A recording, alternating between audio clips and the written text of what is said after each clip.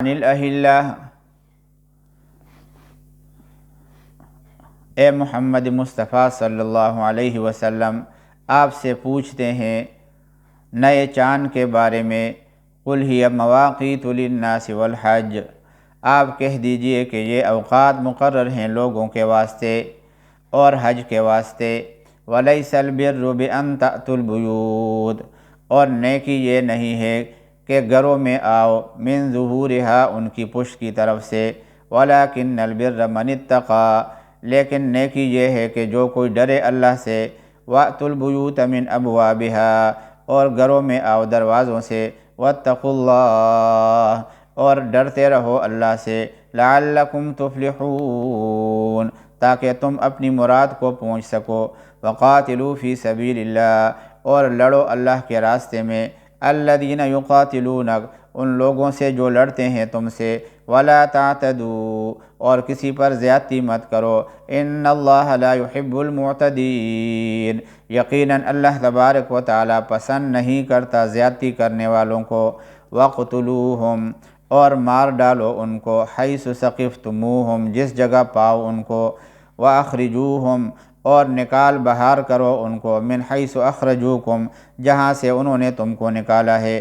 وَالْفِتْنَةُ أَشَدُّ مِنَ الْقَتْلِ، اور دین سے بچلانا مار ڈالنے سے بھی زیادہ سخت ہے۔ والفتنہ، اور فتنہ یعنی جو فتنہ ہوتا ہے، قتل و خون ریزی کے صورت میں جو ناجائز طریقے پر ہو، یہ فتنہ ہے، یہ امن کی بربادی ہے، اور یہ انسانوں کے اندر بے چینی اور انسانوں کے اندر خوف و ہراس پھیلانا ہے۔ تو اللہ تبارک و تعالیٰ فرما رہے ہیں وَالْفِتْنَةُ أَشَدُّ مِنَ الْقَتْلِ، اور فتنہ وہ زیادہ سخت ہے من القتل، قتل سے۔ وَلَا تُقَاتِلُوهُمْ، اور نہ لڑو ان کافروں سے۔ عند المسجد الحرام، مسجد حرام کے پاس۔ حَتَّى يُقَاتِلُوكُمْ فِيهِ، یہاں تک کہ وہ تم سے لڑیں مسجد حرام کے پاس۔ فَإِنْ قَاتَلُوكُمْ، پھر اگر وہ خود ہی لڑیں تم سے۔ فَاقْتُلُوهُمْ، تو تم بھی ان سے لڑو، ان کو مارو۔ كَذَلِكَ جَزَاءُ الْكَافِرِينَ، یہی ہے سزا کافروں کی۔ آیت کریمہ کا ما قبل کے ساتھ ربط یہ ہے کہ لیس البر ان تولوا وجوہکم، اور اس کے ساتھ ساتھ اس کے جو ابواب البر میں نے عرض کیا تھا کہ یہ آیت جو ہے وہ ایک باقاعدہ اصول اور ضابطہ مسلمانوں کے لیے اس کے اندر بیان کیا گیا تھا۔ تو ابواب البر کا بیان ہو گیا ہے۔ اب اللہ تبارک و تعالی جو احکام شرعیہ ہیں، قصاص کے صورت میں تھے اور وصیت کے صورت میں تھے، اور پھر تیسرا اور چوتھا حکم روزوں کے بارے میں تھا، اور پانچواں اعتکاف کے بارے میں تھا، چھٹا حرام مال سے بچنے کے بارے میں تھا۔ اب ان دونوں آیتوں کے اندر حق تعالی شانہ نے حج اور جہاد کے مسائل بیان فرمائے ہیں کہ حج کے حکم سے پہلے بتلایا گیا کہ روزہ اور حج میں قمری مہینوں کا اعتبار ہوگا۔ اہلہ کا لفظ اللہ تبارک و تعالیٰ نے ذکر کیا ہے، یہ قمری مہینے کی ابتدائی چند راتوں کو جو چاند نظر آتا ہے اس کو ہلال کہا جاتا ہے۔ مواقیت یہ میقات کی جمع ہے، مطلق وقت یا منتہائی وقت کے اوپر اس کا استعمال ہوتا ہے۔ ذی قعدہ ہجری 6 کے اندر حضور صلی اللہ علیہ وسلم عمرے کی ادائیگی کی نیت سے مکۃ المکرمہ تشریف لائے تھے۔ اس وقت مکۃ المکرمہ کے اوپر جو مشرکین تھے، کفار مکہ تھے، ان کا قبضہ تھا اور ان کی حکومت وہاں پہ قائم تھی۔ ان لوگوں نے نبی کریم صلی اللہ علیہ وسلم اور آپ کے ساتھیوں کو مسجد حرام داخل ہونے سے منع کر دیا تھا اور آپ کو عمرہ ادا نہیں کرنے دیا۔ آخر کار جب گفتگو ہو گئی، آپس میں مذاکرات ہوئے، تو اس کے نتیجے میں نبی کریم صلی اللہ علیہ وسلم کو کہا گیا کہ آئندہ سال آپ تشریف لا کر عمرہ ادا کر سکتے ہیں۔ چنانچہ ذی قعدہ ہجری 7 کے اندر آپ صلی اللہ علیہ وسلم اسی قصد سے پھر تشریف لائے عمرہ کی ادائیگی کے لیے۔ لیکن آپ کے ساتھ جو مسلمان تھے ان کو یہ اندیشہ ہوا کہ مشرکین اپنا معاہدہ پورا نہیں کر سکیں گے اور جنگ کے اوپر آمادہ ہو جائیں گے اور ہمارے مقابلے کے لیے وہ سامنے آ جائیں گے۔ تو ایسی حالت میں نہ سکوت مصلحت ہے، اگر مقابلہ کیا جائے تو ذی قعدہ میں قتل و قتال لازم آتا ہے، اور یہ مہینہ جو ذی قعدہ کا مہینہ ہے یہ اشہر الحرم میں سے ہے کہ جن کا بہت بڑا احترام تھا زمانے جاہلیت کے اندر بھی اور اسلام کے اندر بھی، ان میں قتل و قتال سے منع کیا گیا تھا۔ تو ان 4 مہینوں میں اس وقت تک قتل و قتال ممنوع اور حرام تھا۔ وہ 4 مہینے کیا ہے؟ مثلا ذی قعدہ ہے، ذی الحجہ ہے، محرم ہے، رجب ہیں۔ تو مسلمان اس تردد سے پریشان تھے۔ حق تعالی شانہ نے یہ آیت نازل فرمائی کہ ان خاص معاہدہ کرنے والوں کے ساتھ بوجہ باہمی معاہدہ کے تم اپنی جانب سے قتل کے اندر ابتدا نہ کرو، لیکن اگر وہ عہد شکنی کر لیں اور تم سے لڑنے کے اوپر آمادہ ہو جائیں تو اس وقت جو ہے وہ کسی طرح بھی اندیشے کو دل کے اندر نہ ڈالو، بلا تکلف تم بھی اللہ کے راستے میں اس کی نیت سے، اس نیت سے کہ یہ لوگ اللہ کے مخالف ہیں، ان سے خوب جو ہے وہ لڑتے رہو اور ان کا قتل و قتال کرو۔ پہلے جو ہے نا ان کے اوپر یعنی جب وہ عہد شکنی نہ کریں تو پھر تم ان کے اوپر کوئی حملہ نہ کرو، لیکن اگر وہ معاہدے کی خلاف ورزی کرتے ہوئے مقابلے کے اندر آ جائیں تو پھر ان کے ساتھ قتال کرو۔ اس آیت سے ایک بات یہ معلوم ہو گئی کہ چاند کے ذریعے تاریخوں اور مہینوں کا حساب کیا جائے گا، خاص طور پر معاملات کے سلسلے میں اور حج وغیرہ کے سلسلے میں۔ قرآن کریم کے سورہ یونس کی ایک آیت ہے جس میں حق تعالی شانہ کا ارشاد ہے وَقَدَّرَهُ مَنَازِلَ لِتَعْلَمُوا عَدَدَ السِّنِينَ وَالْحِسَابَ، کہ چاند جو ہے نا چاند، اس کے اوپر مختلف حالات گزرتے ہیں اور اس کی مختلف منزلتیں ہیں، تو اس کے ذریعے سے سال اور مہینوں اور تاریخوں کا حساب معلوم کیا جا سکتا ہے۔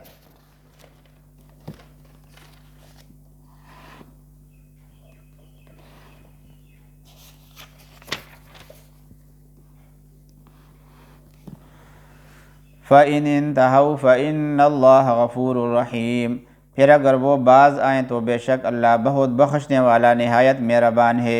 وَقَاتِلُوهُمْ، اور لڑو ان سے، حَتَّى لَا تَكُونَ فِتْنَةٌ، یہاں تک کہ باقی نہ رہے فساد، وَيَكُونَ الدِّينُ كُلُّهُ لِلَّهِ، اور حکم رہے اللہ تعالیٰ ہی کا۔ فَإِنِ انْتَهَوْا، اگر وہ باز آ جائیں، فَلَا عُدْوَانَ، تو کسی پر زیادتی نہیں، الا علی الظالمین، مگر ظالموں پر۔ الشہر الحرام بالشہر الحرام، حرمت والا مہینہ بدلہ ہے حرمت والے مہینے کے۔ والحرمات قصاص، اور ادب رکھنی ہے بدلہ میں۔ ومن اعتدی علیکم، جس نے زیادتی کی تم پر، فاعتدوا علیہ، تو تم بھی زیادتی کرو اس پر، بمثل ما اعتدی علیکم، اتنی ہی جتنی زیادتی کی ہے اس نے تم پر۔ واتقوا اللہ، اور ڈرتے رہو اللہ تعالیٰ سے۔ واعلموا، اور جان لو، ان اللہ مع المتقین، اللہ تبارک و تعالیٰ پرہیزگاروں کے ساتھ ہے۔ وانفقوا، اور خرچ کرو، فی سبیل اللہ، اللہ کے راستے میں۔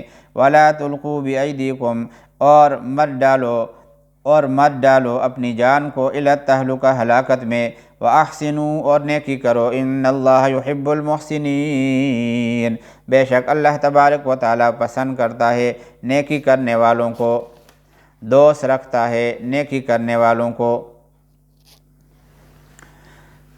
جہاد کا جو 10واں حکم ہے وہ انفاق فی سبیل اللہ ہے، کہ مسلمانوں پر لازم کیا گیا ہے کہ جہاد کے لیے بقدر ضرورت اپنے اموال بھی خرچ کریں۔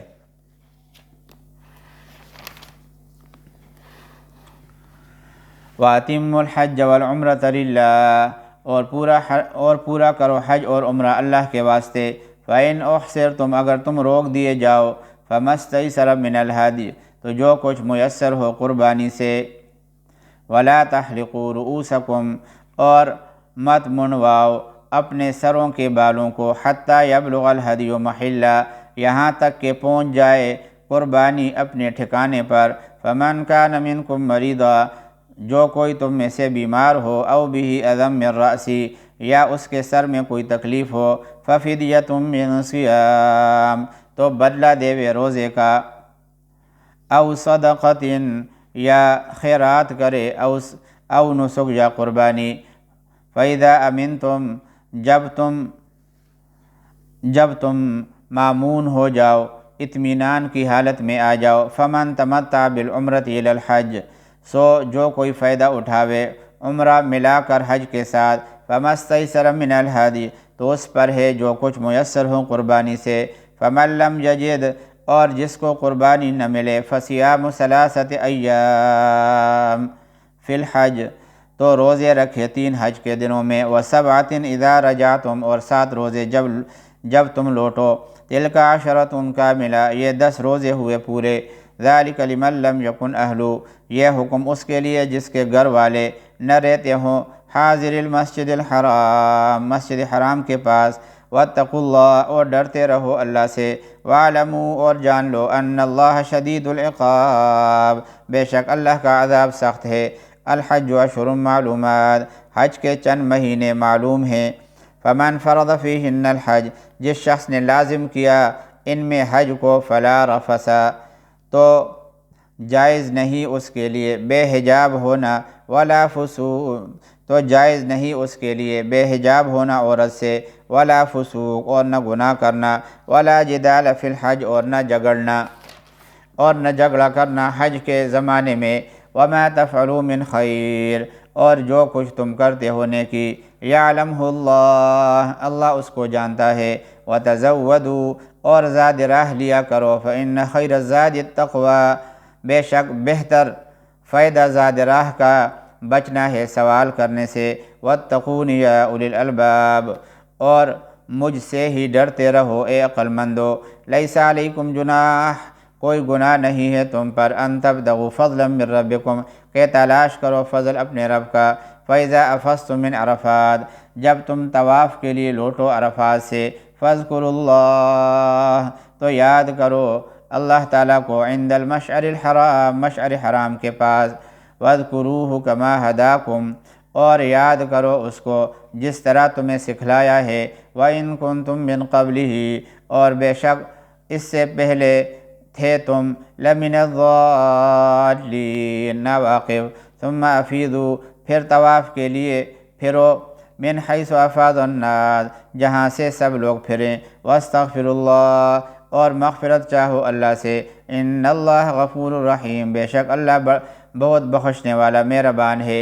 فَإِذَا قَضَيْتُمْ پھر جب پورے کر چکو تم مناسککم اپنے حج کے کام، فاذکروا اللہ تو یاد کرو اللہ کو، کذکرکم آباءکم جیسے تم یاد کرتے تھے اپنے باپ دادوں کو، او اشد ذکرا بلکہ اس سے بھی زیادہ یاد کرو۔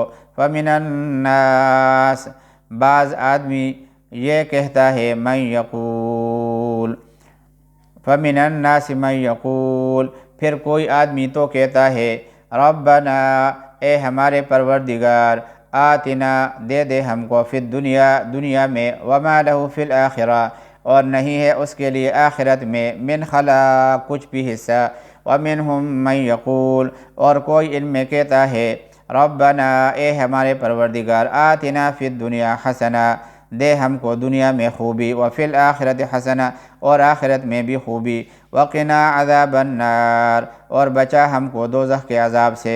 اولئک لہم نصیب مما کسبوا انہی لوگوں کے واسطے حصہ ہے اپنی کمائی سے، واللہ سریع الحساب اور اللہ جلد حساب لینے والا ہے۔ واذکروا اللہ اور یاد کرو اللہ کو، فی ایام معدودات گنتی کے چند دنوں میں۔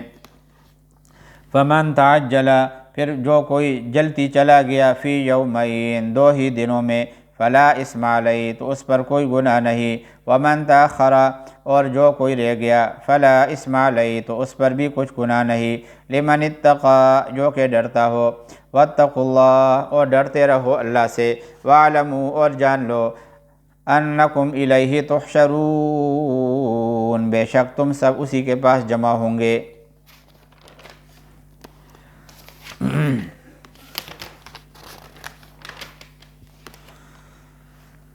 اللہ تبارک و تعالیٰ نے ان آیات میں حج اور عمرے کے احکام بیان فرمائے ہیں۔ چونکہ حج کا تعلق اور عمرے کا تعلق مکۃ المکرمہ اور بیت اللہ شریف کے ساتھ ہے، اس لیے اللہ تبارک و تعالیٰ نے شروع میں کعبۃ اللہ کا ذکر فرمایا تھا، اور اب جو ہے وہ حج کے احکام بیان فرمائے ہیں۔ امت کا اس بات کے اوپر اجماع ہے کہ حج جو ہے اسلام کے ارکان میں سے ایک بنیادی رکن اور اسلام کے فرائض میں سے ایک اہم فرض ہے، جس کی تاکید اور جس کی اہمیت کے سلسلے میں احادیث اور آیات کریمہ کے اندر بڑی تاکید آئی ہے۔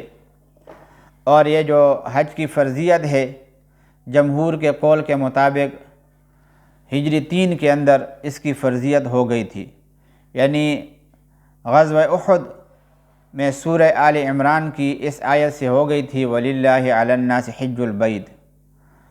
اور یہ جو 8 آیتیں ہیں، اس میں پہلی آیت ہے وَأَتِمُّوا الْحَجَّ وَالْعُمْرَةَ لِلَّهِ۔ مفسرین کا اس بات کے اوپر اتفاق ہے کہ یہ آیت کریمہ کا حصہ یہ حدیبیہ کے موقع پر یہ آیت نازل ہوئی، جو کہ اس وقت ہجری 6 تھا۔ اس میں حج کی فرضیت بتلانا مقصود نہیں ہے، کیونکہ وہ تو پہلے سے فرض ہو چکی تھی، بلکہ حج اور عمرے کے جو خاص احکام ہیں وہ اللہ تبارک و تعالی بتلانا چاہ رہے ہیں۔ عمرہ جو ہے وہ اس کی فرضیت وہ بھی اللہ تبارک و تعالی بیان کرنا نہیں چاہ رہے ہیں، بلکہ اس کے جو خاص قسم کے احکام ہیں وہ اللہ تعالی بیان فرما رہے ہیں۔ اور اس کا حاصل یہ ہے کہ جب کوئی شخص حج یا عمرہ کو بذریعہ احرام شروع کر دے تو شروع کرنے کے بعد پھر اس کو پورا کرنا واجب ہے، جیسے عام نفلی اور روزوں کے بارے میں ہے۔ مثلا آدمی کوئی نفل نماز شروع کر دے تو پھر اس کو پورا کرنا اس کے ذمے پر واجب ہوتا ہے۔ اگر درمیان کے اندر وہ چھوڑے گا تو پھر ان نفلی نماز کی قضا اس کے ذمے پر لازم ہوگی۔ اسی طریقے سے جب ایک شخص نے رمضان المبارک کے مہینے کے علاوہ کسی اور مہینہ کے اندر کوئی نفلی روزہ رکھا، سحری اس نے کر لی، اور پھر بعد میں اس کو اگر وہ توڑے گا تو اس کے ذمے پر اس کی قضا لازم ہو جائے گی۔ شروع کے اندر تو نفلی تھا، اسے اختیار تھا، رکھے تو اس کے لیے بہتر ہے اور فائدہ ہے، نہ رکھے تو اس سے کوئی پوچھ نہیں ہے۔ تو اس سے یہ معلوم ہوتا ہے کہ جو بھی نفلی کام آدمی شروع کر لے تو اس کا پورا کرنا پھر واجب ہوتا ہے۔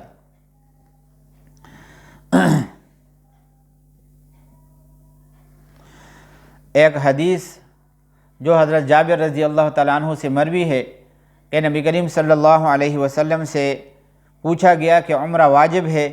آپ نے فرمایا واجب تو نہیں، لیکن کر لو تو بہتر اور افضل ہے۔ اس لیے امام ابو حنیفہ رحمہ اللہ فرماتے ہیں کہ عمرہ واجب نہیں ہے، سنت ہے۔ اور یہ جو آیت ہے حدیبیہ کے موقع پر نازل ہوئی، اس میں نبی کریم صلی اللہ علیہ وسلم اور حضرات صحابہ کرام نے عمرے کا احرام باندھا ہوا تھا۔ کفار مکہ نے مکۃ المکرمہ میں حرم شریف کے اندر داخل ہونے سے اور عمرہ ادا کرنے سے روک دیا تھا۔ اس پر یہ حکم نازل ہوا کہ احرام کا فدیہ ایک قربانی دینا واجب ہے۔ وہ قربانی کیا ہے؟ بکرے کی یا گائے کی یا اونٹ کی، جو بھی آسانی ہو۔ یہ قربانی دے کر پھر آدمی احرام کھول سکتا ہے۔ اور اس کے ساتھ اللہ تبارک و تعالیٰ نے یہ بھی بتا دیا کہ احرام کھولنا جس کی شرعی صورت سر کے بال منڈوانا یا کٹوانا ہے اس وقت تک جائز نہیں جب تک محرم کی قربانی اپنے موقع پر پہنچ کر ذبح نہ ہو جائے۔ موقع پر پہنچنے سے مراد یہ ہے کہ حدود حرم میں پہنچ کر وہ قربانی ذبح کی جائے، خود نہ کر سکیں تو دوسرے سے کرا دیں۔ مثلا اس کی مثال آسان ہے، سمجھنے کے لیے یہ بات ذہن کے اندر رکھنا چاہیے کہ فرض کرو ایک شخص نے جو ہے یہاں پاکستان سے عمرہ کے نیت سے احرام باندھا، اور جب وہ گھر سے روانہ ہوا اس نے باقاعدہ تلبیہ بھی پڑھ لیا تھا، شرعاً وہ محرم بن گیا تھا۔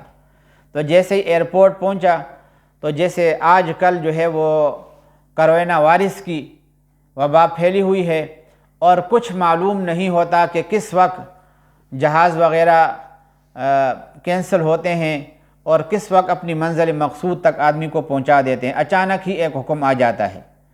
تو اس طریقے سے کسی شخص نے گھر سے عمرے کا احرام باندھا، جب ایئرپورٹ پہنچا تو معلوم ہوا کہ جہاز وہ ہے کینسل ہو چکے ہیں۔ تو اس صورت میں چونکہ یہ احرام کی حالت میں ہے اور شرعاً محرم ہے تو اس کا احرام کھولنا اس وقت جائز ہوگا جب کہ یہ وہاں پہ کسی شخص کو کہہ دے فون کے ذریعے سے، جیسے آج کل جدید ذرائع موجود ہیں، اور کسی نہ کسی کا رشتہ دار بھی وہاں پہ ہوتا ہے یا کوئی واقف ہوتا ہے، کوئی بھی ذریعہ آدمی استعمال کر سکتا ہے، اس کو کہہ کر یہ کہہ سکتا ہے کہ وہاں حدود حرم کے اندر میری طرف سے قربانی کی جائے، اور پھر وہ باقاعدہ جانور وہاں پہ ذبح کر لے، تو تب جو ہے نا اس کے لیے احرام کھولنا جائز ہوگا۔ احرام کھولنے کا مطلب یہ ہے کہ احرام کی حالت میں بہت سی جائز چیزوں کا کرنا ممنوع ہو جاتا ہے۔ مثلا اپنی اہلیہ کے ساتھ مباشرت ہوا، یا خوشبو کا لگانا ہوا، یا اس کے علاوہ اور بہت سی چیزیں ہوتی ہیں جن کو فقہاء نے ذکر کیا ہے وہ ممنوع ہوتی ہیں۔ تو آدمی اس طریقے سے اگر پابندی کوئی لگ جائے، فلائٹ کینسل ہو جائے، تو احرام سے اس وقت وہ کھول سکتا ہے جب کہ کسی کو کہہ دے کہ میری طرف سے وہاں پہ قربانی کر لے، اور وہ جانور ذبح کر کے اس کو اطلاع دے دے، تو پھر اس صورت میں احرام کھول کر جو چیزیں اس کے لیے احرام کی حالت میں ممنوع تھی وہ جائز ہو جائیں گی۔ اب یہاں پہ نبی کریم صلی اللہ علیہ وسلم اور حضرات صحابہ کرام کو حدیبیہ کے مقام پہ جو روک دیا گیا تھا، وہ احرام کی حالت میں تھے، تو آپ صلی اللہ علیہ وسلم نے اپنی عملی زندگی سے یہ ثابت کر دیا اور اپنی عملی زندگی سے بتا دیا کہ مجبوری کی حالت میں قربانی دے کر احرام کھولنا جائز ہے، مگر بعد میں جو ہے اس کی قضا کرنا بھی واجب ہے۔ جیسے میں نے ابھی مثال دے دی کہ فلائٹ کینسل ہو جائے تو یہ مجبوری ہے، وہاں پہ کوئی قربانی جانور کی دے دی جائے، وہ ذبح ہو جائے تو احرام کھول دے، لیکن پھر جب حالات ٹھیک ہو جائیں تو پھر جو ہے وہ عمرہ کرنا واجب ہے۔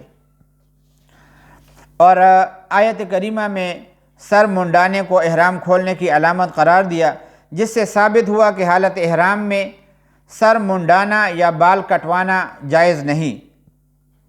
اسی لیے اللہ تبارک و تعالیٰ نے اگلا حکم یہ بتلایا کہ جو شخص حج و عمرہ کے افعال ادا کرنے سے مجبور نہیں، مگر حالت احرام میں کوئی مجبوری جو ہے وہ اس کی بن گئی ہے، تو پھر اس صورت میں آیا وہ سر کے بال منڈانے یا کٹوا سکتا ہے یا نہیں؟ تو اللہ تبارک و تعالیٰ فرما رہے ہیں کہ کسی بیماری کی سبب، سر کی بیماری ہو یا بدن کے کسی حصے کی بیماری ہو اور بال منڈانے کی مجبوری ہو، یا سر میں جوئیں پیدا ہو کر تکلیف دے رہی ہوں، تو اس صورت میں بال منڈانا بقدر ضرورت جائز ہے، مگر فدیہ اور بدلہ ان روزوں کا دینا بھی ضروری ہے، یا صدقہ دے یا قربانی کرے، اور قربانی کے لیے تو حدود حرم متعین ہے، جیسے میں نے ابھی عرض کر لیا۔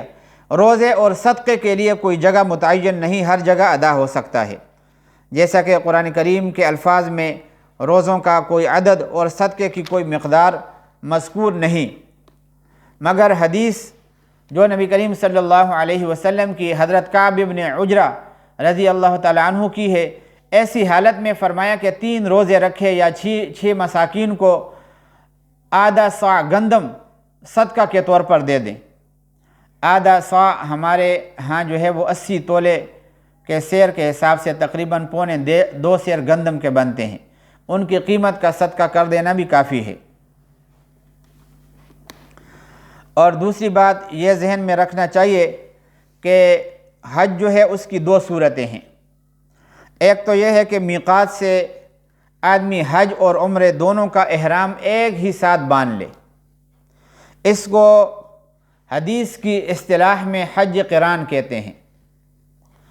اس کا احرام حج کے احرام سے کھلتا ہے۔ مثلا ابھی کوئی شخص جو ہے وہ حج کے لیے جا رہا ہے تو ہم جو ہے عموماً ایئرپورٹ سے ہی احرام باندھ لیتے ہیں۔ اب اگر وہ شخص اس کی یہ نیت ہو کہ میں جب وہاں جاؤں گا تو اسی ایک احرام سے میں عمرہ بھی ادا کروں گا اور حج بھی کروں گا، تو اس صورت میں پھر جا کے وہ حج کے یہ عمرے کے افعال جب ادا کر لے گا تو اس وقت تک اس کے لیے احرام کھولنا جائز نہیں ہوگا، جبکہ حج جن دنوں کے اندر اس کے ارکان کا ادا کرنا ضروری اور فرض ہوتا ہے وہ ادا کر لے گا تو تب احرام کھولے گا۔ اس کے اندر جو ہے وہ احرام کی حالت میں ہی رہنے پڑتا ہے۔ اور دوسری صورت یہ فقہاء نے بیان کی ہے کہ میقات سے صرف عمرے کا احرام باندھ لے اور مکہ المکرمہ جب پہنچ جائے تو عمرے کے افعال ادا کر لے اور ادا کرنے کے بعد پھر احرام کھول دے۔ اس کے بعد پھر 8ویں تاریخ ذی الحجہ کی منا جانے کے وقت حج کا احرام حرم شریف کے اندر ہی باندھ لے۔ ٹھیک ہے، یہ جو ہے نا آسان صورت ہے، اس کو کہتے ہیں حج تمتع۔ اس میں اتنی مشقت نہیں ہوتی، کیوں؟ آدمی نے صرف عمرے کے لیے احرام باندھ لیا، پھر جا کے جو ہے نا عمرہ ادا کر کے احرام کھول دیا، اب آزادی سے وہ گھومتا پھرتا رہے، اور 8ویں تاریخ کو آدمی جو ہے وہ حج کے سلسلے میں منا کے لیے جاتا ہے، تو پھر یہ بیت اللہ شریف سے حج کے لیے احرام باندھ لے۔ اچھا، اللہ تبارک و تعالیٰ نے آخر میں فرمایا کہ وَاعْلَمُوا أَنَّ اللَّهَ شَدِيدُ الْعِقَابِ، کہ جو تقوی اختیار کرنے کا حکم دیا ہے کہ آدمی اللہ تعالیٰ کے جو احکام ہے اس کی خلاف ورزی سے بچے، ورنہ اللہ کا عذاب جو ہے نا وہ انتہائی سخت ہے۔ اس لیے ہمارے ہاں تو یہ ہے نا، ہمارے ہاں بلکہ ہم سب مسلمان اس بات کے اندر مبتلا ہیں کہ حج اور عمرے کا ہمارا بڑا شوق ہوتا ہے، ہاں، کیونکہ جب ہم حج کے لیے جاتے ہیں نہ حج کے مسائل سیکھتے ہیں اور نہ عمرے کے مسائل سیکھتے ہیں۔ مقصد کیا ہوتا ہے کہ بس ہم واپس لوٹ کر ہمیں کوئی الحاج کہے، الحاج کا لقب دے دے کہ حاجی صاحب آ گیا جی، حاجی صاحب۔ حج پر جانے کے لیے حج کے مسائل سیکھنا، عمرے پر جانے کے لیے عمرے کے مسائل سیکھنا یہ لازم اور ضروری ہیں، اور اسی کی وجہ سے پھر آدمی کو حج کے ثمرات، عمرے کے ثمرات اور اس کے فوائد مل جاتے ہیں۔ کتنے نام کے حاجی ہم نے ایسے دیکھے ہیں کہ ان کا حلیہ جو ہے نا وہ شریعت کے مطابق ہی نہیں ہوتا، داڑھی جو ہے نا اس کی چھوٹی چھوٹی ہوتی ہے، اور اخلاق جو ہے اس کے اندر بالکل موجود ہی نہیں ہوتے، اور پھر ان کے معاملات کو دیکھو تو رشوت دینے لینے کے اندر اور حرام کی کمائی کے اندر جو ہے وہ سب سے آگے بڑھ چڑھ کر حصہ لینے کی کوشش کرتا ہے، حرام خوری کے اندر جو ہے نا مبتلا ہوتا ہے۔ حج کے اوپر جانے والا شخص، اس کے بارے میں حدیث میں آتا ہے کہ وہ جب اپنے وطن واپس لوٹتا ہے تو اس طریقے سے پاک صاف ہو کر لوٹتا ہے جیسے ماں جو ہے بچے کو جن لیتی ہے۔ بچہ بالکل پاک صاف ہوتا ہے جس وقت اس کی پیدائش ہو جاتی ہے، ایسا ہی حج سے لوٹنے والا شخص جو ہے پاک صاف ہوتا ہے گناہوں سے۔ لیکن جو الحاج بننے کی چکر میں جاتے ہیں ان کو گناہوں کے چھوڑنے کا ارادہ ہی نہیں ہوتا، اس لیے وہ معمول کے مطابق ویسے ہی گناہ کر رہے ہوتے ہیں جیسے وہ حج پر جانے سے پہلے کرتے رہتے ہیں۔ تو اس وجہ سے یہ جو ہے نا وہ یہ بات بھی ضروری ہے۔ اور آگے جو ہے وہ یہ بھی ہے کہ الحج اشہر معلومات، اشہر یہ شہرن کی جمع ہے، جس کا معنی ہے مہینہ۔ تو یہاں پہ اللہ تبارک و تعالیٰ فرما رہے ہیں کہ حج کے لیے مہینے اور اس کے لیے افعال اور اعمال جو ہے اور تاریخیں اور اوقات جو ہے اللہ نے مقرر کیے ہیں، اور وہ مہینے کیا ہے؟ شوال ہے، ذی القعدہ ہے اور ذی الحجہ کے 10 دن ہیں۔ شوال سے حج کے مہینہ شروع ہونے کا حاصل یہ ہے کہ اس سے پہلے حج کا احرام باندھنا جائز نہیں، اور فمن فرض فیہن الحج فلا رفث ولا فسوق ولا جدال فی الحج، اس میں احرام باندھنے والے کے لیے کچھ منفی آداب اور احکام اللہ نے بیان فرمائے ہیں کہ جن سے حالت احرام میں پرہیز کرنا لازم اور واجب ہے، اور وہ 3 چیز ہیں۔ ایک کو رفث کے لفظ سے اللہ نے بیان کیا ہے، اور دوسرے کو فسوق سے، اور تیسرے کو جدال سے۔ رفث ایک ایسا جامع لفظ ہے کہ جس میں عورت سے مباشرت اور اس کے مقدمات، یہاں تک کہ زبان سے عورت کے ساتھ کھل کر گفتگو کرنا بھی شامل ہے۔ محرم حالت احرام میں یہ چیزیں نہیں کر سکتا، مگر مثلا اپنی بیوی کو آنکھ نہیں مار سکتا۔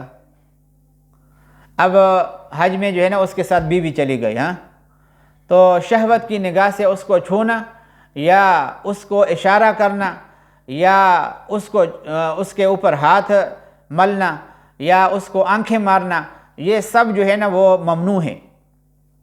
اور فسوق اس کا لفظی معنی ہے نکلنا، خروج کے معنی کے اندر استعمال ہوتا ہے، اور شریعت کی اصطلاح میں عدول حکمی اور نافرمانی کو فسوق کہا جاتا ہے،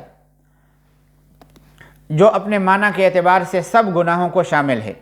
اس لیے بعض حضرات نے اس جگہ عام معنی مراد لیے ہیں، مگر حضرت عبداللہ ابن عمر رضی اللہ تعالیٰ عنہ فرماتے ہیں کہ اس جگہ پہ فسوق کی تفسیر محظورات احرام ہے، کہ احرام کی حالت میں جو چیزیں ممنوع ہیں، حضرت عبداللہ ابن عمر رضی اللہ تعالیٰ عنہ فرماتے ہیں کہ فسوق سے وہ مراد ہیں۔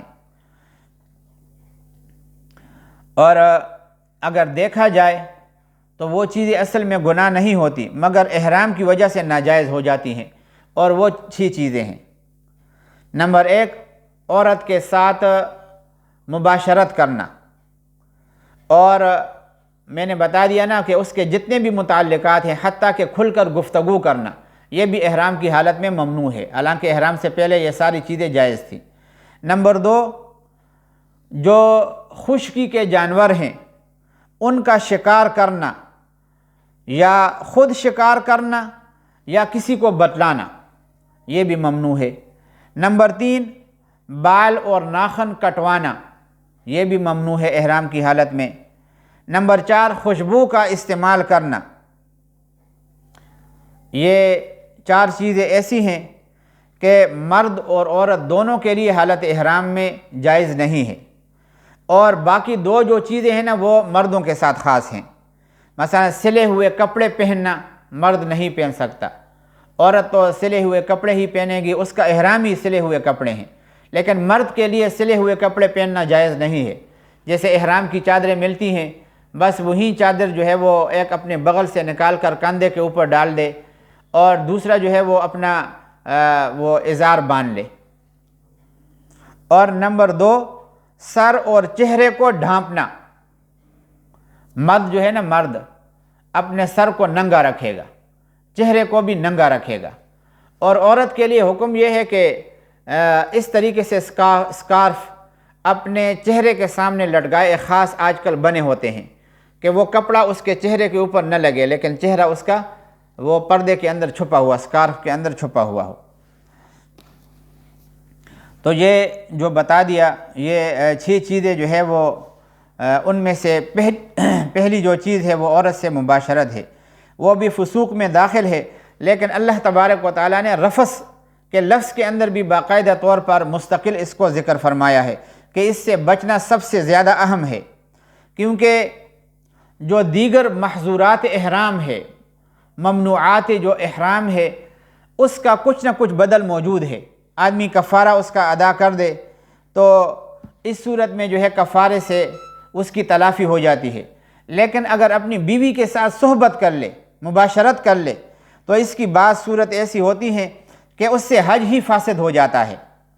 مثلا وقوف عرفات سے پہلے اپنی بیوی کے ساتھ کوئی صحبت کر لے تو اس کا حج فاسد ہو جائے گا، اور جرمانہ گائے یا اونٹ دینے کی صورت میں ہوگا، اور پھر اگلے سال اس کے ذمے پر حج کا دوبارہ ادا کرنا بھی فرض ہوگا۔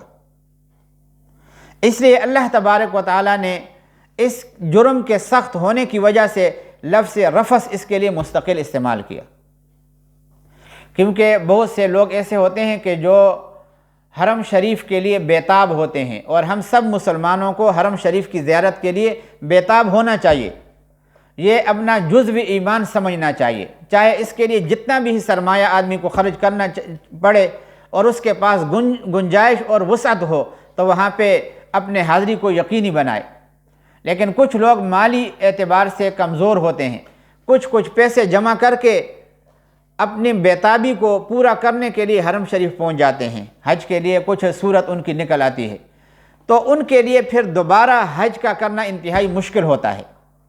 اس لیے اللہ تبارک و تعالیٰ نے لفظ رفث فسوق کے بعد مستقل لا کر یہ ذکر کر دیا کہ بسا اوقات وہاں بیوی کے ساتھ وقوف عرفہ سے پہلے صحبت کرنے کی صورت میں اس کی کوئی تلافی نہیں ہوتی، اونٹ اور گائے وہ مستقل وہاں پہ ذبح کرنا بھی پڑے گا، اور پھر دوسرے سال وہ جا کے حج کی قضا بھی انسان کے ذمہ پر لازم ہوتی ہے۔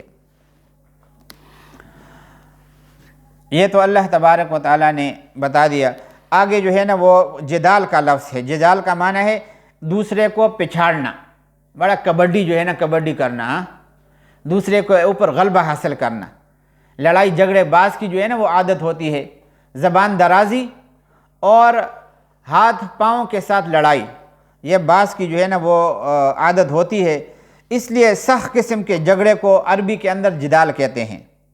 یہ لفظ بھی بہت عام ہے، مفسرین نے عام معنی میں ہی اس کو مراد لیا ہے۔